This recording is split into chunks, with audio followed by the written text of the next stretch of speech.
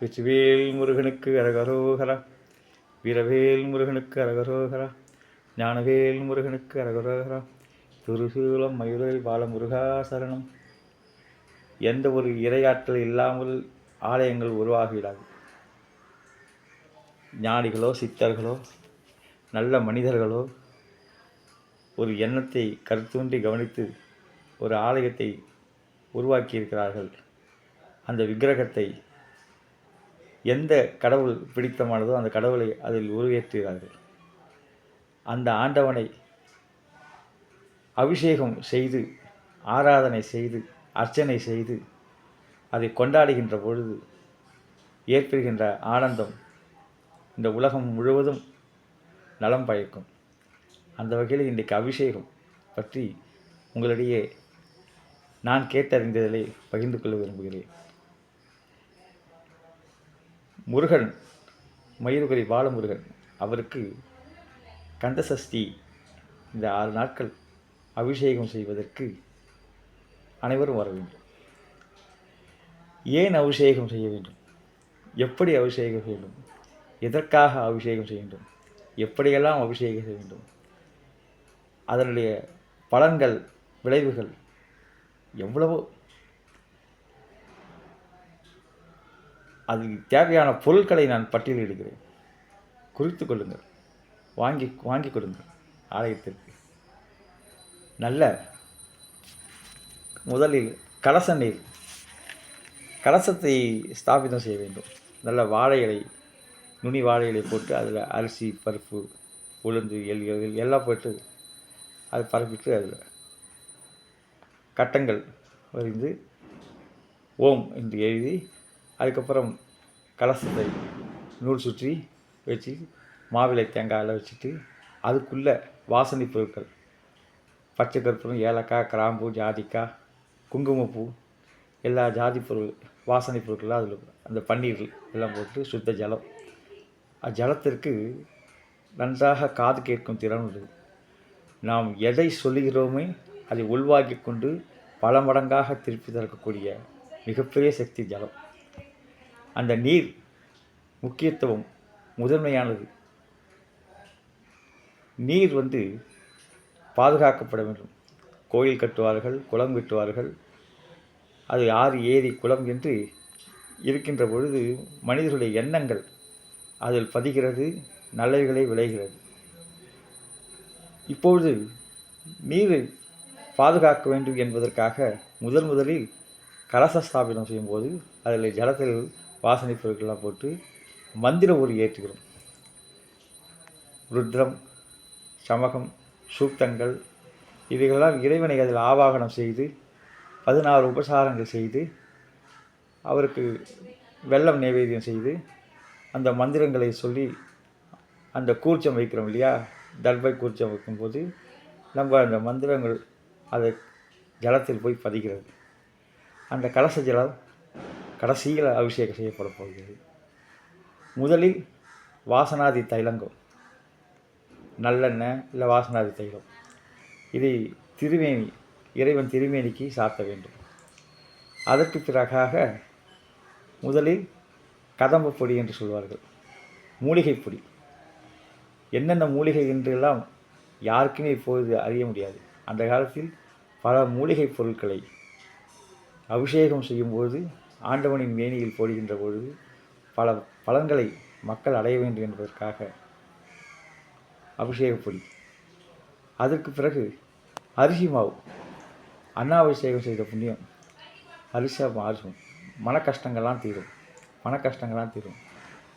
அந்த அரிசி மாவு அபிஷேகம்.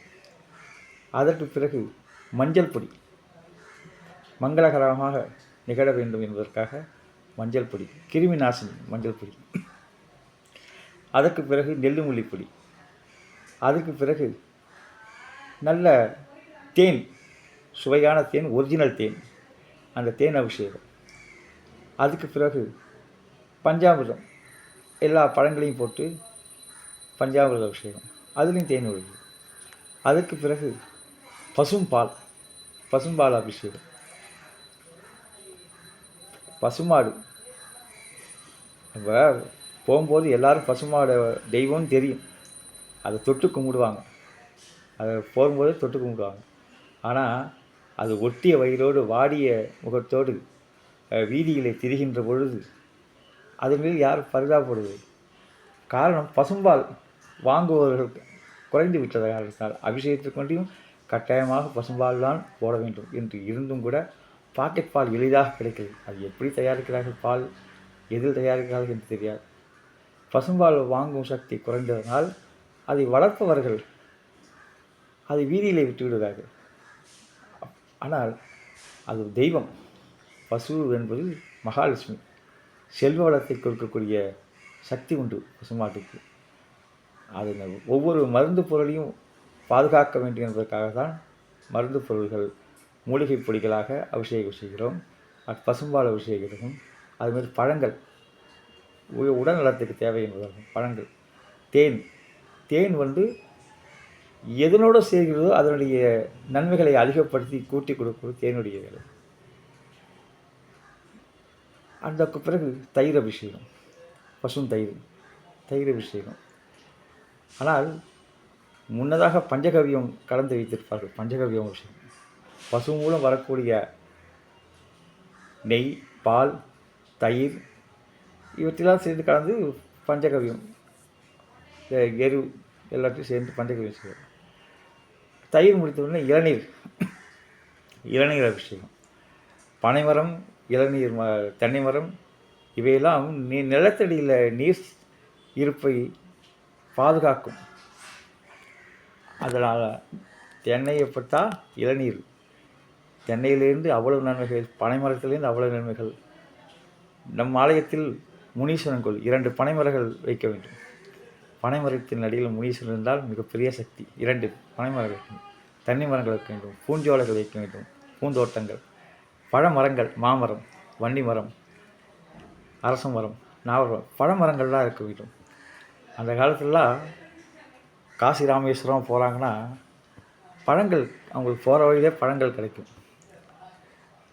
உணவுப் பொட்டலங்கள் கிடைக்கும், யாத்திரிகளுக்கு தங்குவதற்கு திண்ணைகள் இருக்கும். இப்படி பல்நோக்கோடு, தொலைநோக்கோடு அனைவருக்கும் பயன்படுவதில் வாழ்ந்து வந்த மக்கள் இனம் நமது இனம்.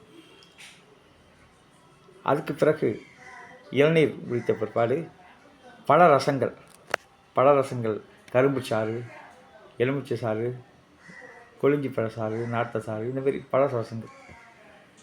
அதற்கு பிறகு நம்ம பன்னீர் கொஞ்சம் விட்டு விபூதி அபிஷேகம். விபூதி தெரியும், நாம் கடைசியில் பஸ்மமாக கூடியவர்களால் என்பதை நம்மளை நினைவூட்டி, நான் எனது இந்த ஆணவத்திலாம் போட்டு விபூதி, அது விபூதி அபிஷேகம். விபூதி. அதுக்கு பின்னால் சந்தனம் அபிஷேகம். நல்ல குழைத்த சந்தனம், நல்ல நறுமணத்தோடு இருக்கக்கூடிய சந்தன அபிஷேகம். அதற்கு பிறகு கலச நீர் அபிஷேகம். கலச நீர் அபிஷேகம் நிறைவுற்ற பிற்பாடு அலங்காரம், அர்ச்சனை. இந்த கலியுகத்தில் நாமாவளி பொறுத்து தான் நம்மளை பாதுகாக்கும் அந்த அர்ச்சனை நாமாவளி. இப்படி கருத்தூன்றி கவனமாக பூஜை செய்ய வேண்டும் என்பதற்காக பெரியோர்கள் நமக்கு வகுத்து தந்திருக்கிறார்கள். இதை நாம் முறையாக செய்தால் நிறைய பலன் கிடைக்கும். ஏனோதானோ என்று செய்ததால் பயனில்லை. இப்படித்தான் மனிதன் வாழ வேண்டும் என்று அவர்கள் ஒரு கோடு போட்டு வாய்ப்பு, எப்படி வேண்டுமானாலும் வாழலாம் என்பது அது நமக்கு தவறான பாதையை காட்டுகிறது. நமக்கு ஒழுக்கம் எல்லாம் அந்த கோடு போட்டு அந்த இப்படித்தான் வாழ வேண்டும் என்று இருக்கிறார். அதுமாரி அபிஷேகம் இப்படித்தான் செய்ய வேண்டும். ருத்ரங்கள் ஒலிக்க பக்தர்களுடைய பரவசமான ஒரு அந்த ஆழ்ந்த அன்பு பக்தி நிலையிலே இறைவனுக்கு அபிஷேகம் நடக்கின்ற போது ஏற்படக்கூடிய வைப்ரேஷன், அதிர்வு அத்தனை நன்மைகளை கொடுக்கக்கூடியது. இந்த அபிஷேகங்கள் செய்வதற்கு பங்கெடுக்க வேண்டும். அபிஷேகங்கள், யாகங்கள் செய்வது, ஹோமம் செய்வது. இந்த ஆலயத்திற்கு ஒரு ஆலயம் இருக்கிறால் எத்தனை பேர் பயன்பெறுகிறார்கள், அந்த இடத்துல எத்தனை தொழிலாளர்கள் பயன்பெறுகிறார்கள். மருந்து பொருள், பால் பொருள், விளக்கேற்றுற நெய், எண்ணெய், இதெல்லாம் எத்தனை தொழில். அப்போ உலகம் இயங்கிறதுக்கு கோவில் எவ்வளோ முக்கியம். அந்த கோவிலை இருப்பதை இறையாற்றலை பாதுகாக்க பொக்கிஷமாக கருதி நம்முடைய ஒற்றுமையாக ஒன்றுபட்டு அதில் இறை தன்மையை இன்னும் தூண்டிவிட வேண்டும். குழந்தையும் தெய்வம் கொண்டாடுகிற இடத்தில்தான். இப்போ வாசனை சுகந்த தைலம் நல்ல கலச நீர் வாசனையோட பிரசாதமாக பிறகு நைவேத்தியம் செய்து அபிஷேகம் நிறைவேறுகிறது. அதன் மூலமாக ஜனங்கள்கிட்ட சாந்தி உண்டாகும், உலகம் அமைதியாக இருக்கும், அனைத்து நன்மைகளையும் கிடைக்கும்.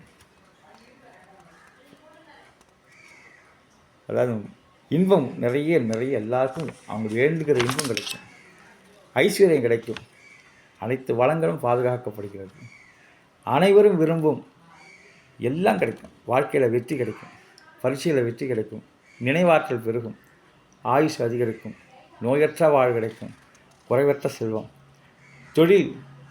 தொழில் விருத்தியாகும், வியாபாரம் அபிவிருத்தியாகும், எல்லாத்துலேயும் முன்னேற்றம் கிடைக்கும். நமக்கு என்ன சந்தோஷம் தரக்கூடிய இந்த இறை வழிபாடு பெரியவங்க ஏற்படுத்தியிருக்காங்க. அது அழகு நேர்த்தியாக நடைபெற வேண்டும்.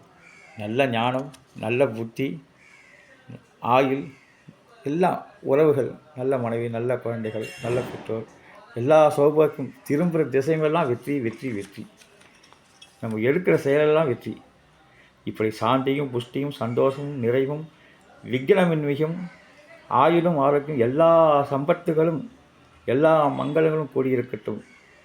இந்த ஸ்கந்தசஷ்டி விழாவில் முருகனுக்கு அபிஷேகம், ஆராதனை, அர்ச்சனை எல்லாம் நடைபெறுவதற்கு பேருதவியாக, பக்கபலமாக, உறுதுணையாக இருந்து இந்த பகுதி மக்கள் பிறர் நலத்தில் உங்கள் நலமும் அடங்கியிருக்கிறது என்று சொல்வார்களே, பிறர் நலம் உலகம் வாழ்வதற்காக இந்த உலகத்தில் வாழக்கூடிய அத்தனை மக்களும் நல்ல நெஞ்சங்களும் இதில் பங்களிக்க வேண்டும். இந்த கந்தசஷ்டி விழா என்றுமே நினைவில் இருக்கக்கூடிய விழாவாக இதை செய்வதற்கு பக்தர்கள் உங்களுடைய கடமை, உங்களுடைய உரிமை. வெற்றிவேல் முருகனுக்கு அரோகரா.